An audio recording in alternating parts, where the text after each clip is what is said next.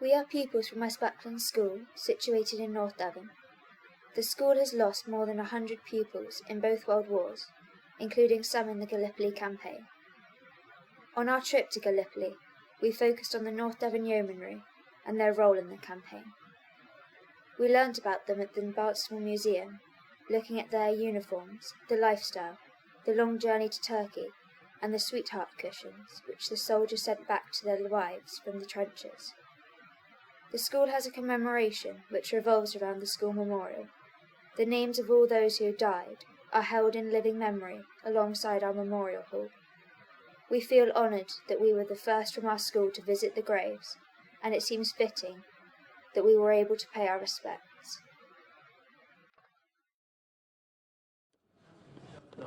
So these are some of the stuff that North Devon did as a war effort, and this lady, who is called Miss Harriet Jewell, was the mayor's wife, and she collected egg runs, jam making, bed blanket making. She was just an all-round great woman for this war effort, and she organised a lot to help the men on the front line.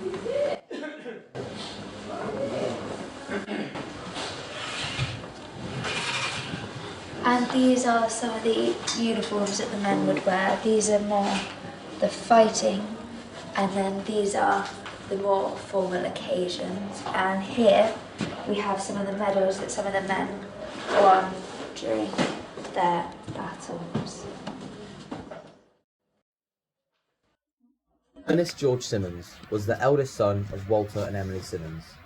He attended West Buckland School for a short period from 1903 to 1904 as a member of the Junior Fortescue and then the Brereton House. After leaving school, Ernest helped his father on the family farm. He is described as being a fine marksman and was in fact part of a shooting team consisting of members of the North Devon Yeomanry, who were our main focus on the Gallipoli campaign. He enlisted with the 1st Royal North Devon Hussars and served with a fellow old boy of West Buckland, Frederick Miller. Ernest was the second old boy of West Buckland School to die at Gallipoli. Before we left for Gallipoli on our trip, the surviving nephew of Ernest Simmons, who himself is an old boy of West Buckland, visited during our lunchtime to tell us about his uncle. When he was a young man, of course, it was the thing to be in the TA army, and if you were lucky you got into a posh regiment, the North Devon Hussars, otherwise you went into the infantry. And unfortunately, when war came, they took away the horses from the yeomanry and made them into infantry, and then they sent them to Gallipoli. Must have been a sad blow for them, because my uncle was rather proud of his horse. I think it was the equivalent today of maybe having a Lamborghini or something in a. They were, competing to have the best horses and all that. My grandfather was furious because he spent all his money on his horse. Didn't do that much good when they took the horse away anyway, but there are. There's just a brief thing on him.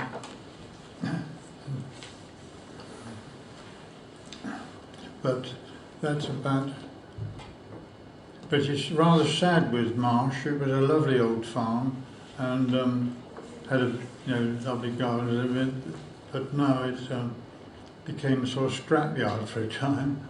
My parents lived there after the war for a while, and my cousin farmed there. But I don't know the people there now. When the war began, the North Devon Yeomanry was sent to Clacton-on-Sea in Essex to help guard the south coast of England against possible German invasion.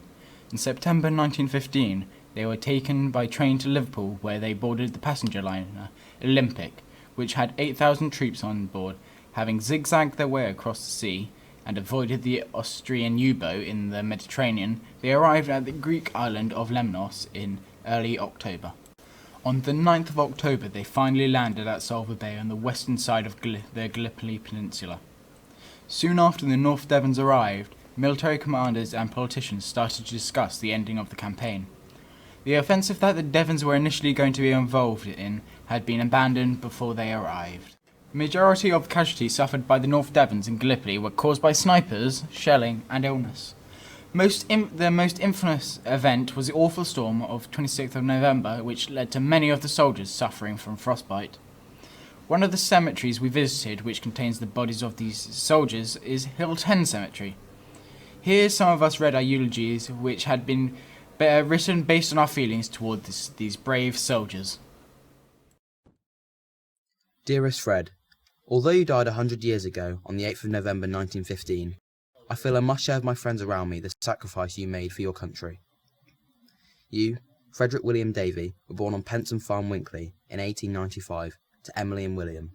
The 1901 census records show you, aged 6, and your brother Robert, aged 5, living with your parents in the family home with your grandfather, John Davy, who farmed Penton Farm.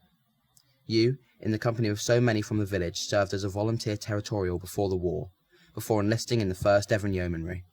It is clear you are a brave man, your eagerness to serve your country unfaltering in the light of war, and I am in awe of your valour in leaving England for a distant country.